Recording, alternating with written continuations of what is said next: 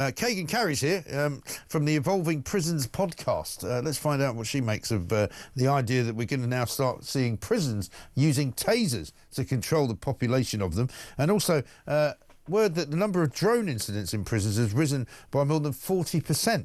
Kaigan, a very good morning to you. Hi Mike, great to be here. Yeah, good to talk to you. I mean, it sounds like the prisons are out of control. To me, I mean, you can send in anything on a drone. You can packet of cigarettes, you know, a sort of block of cocaine, you know, some hash, whatever you want, knives, phones, you know. And now they're going to start using tasers in prison. What do you reckon of it? I think it's a knee-jerk reaction, Mike, because in Scotland they are actually putting on bars around all the windows in prisons to be able to stop drones actually getting in. Oh, are they? Yeah, they need to be. Well, you mean bars on prison? I mean, didn't they have bars already?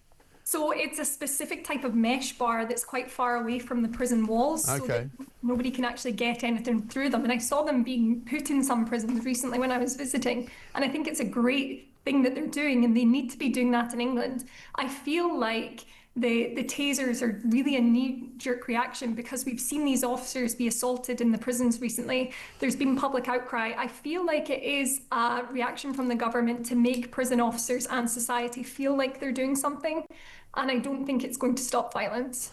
Well, this is the trouble, isn't it? I mean, there's more to it than just using a taser, isn't there? You can't just suddenly go, give tasers to everybody, because even when the police use them, they're very, very careful about how they use them, and it's not something that they use, you know, very, very quickly or easily, do you know what I mean? So in a prison situation, which is an more enclosed situation, I guess it would be more difficult.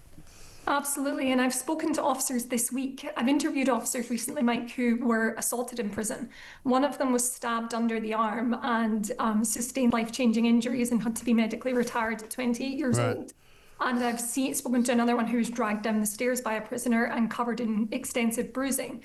In both of these situations, a taser would not have arrived on time or would not be deployed in time to stop that. And some officers have worried that if we do start to deploy them more widely and prison officers get them in all prisons, it's just another weapon that a prisoner could take from them and use on a prison officer. Yeah, that is the problem, isn't it? And so, you know, with all of the prison reform that we're supposedly looking at, when is any of that likely to be seen sort of coming out the end of the pipe, if you like? Because it's all very well talking about, you know, how prisons are overcrowded, prisons are run by Islamic gangs, and prisons are really dangerous places to go, and they're not really doing the job that they do. We saw a story this morning saying there's more foreign prisoners now in prisons in Britain than ever. When are we going to start seeing some improvement in the system? That's the problem. I feel like they don't know how to fix it, if I'm honest. So it feels like they're using things like tasers to say that we are curbing violence, but what they really need is they need more staff, and it's the same rhetoric all the time. They don't have enough staff, and their staff aren't trained well enough.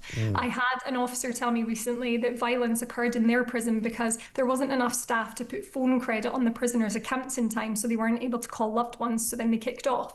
Whereas something very simple, where if you had enough staff, that would be done in time, so there wouldn't have been a violent incident there. So we need more staff, better training, and people who actually want to stay in the job, because it is a very dangerous job. A lot of them are being assaulted. So we need to make changes at ground level rather than just coming in with reactions like tasers thinking that's going to change things. And also, how long have we been told that there's going to be more prisons built and there's going to be more capacity made? And it just doesn't seem to happen. And we're talking like 20 years, I think, we've been hearing these stories. Absolutely. And in Northern Ireland, we read in the news yesterday that 9 years ago they said they were going to extend one of the prisons there, and it's still not been done. Right. Yeah, it's really a shame, isn't it?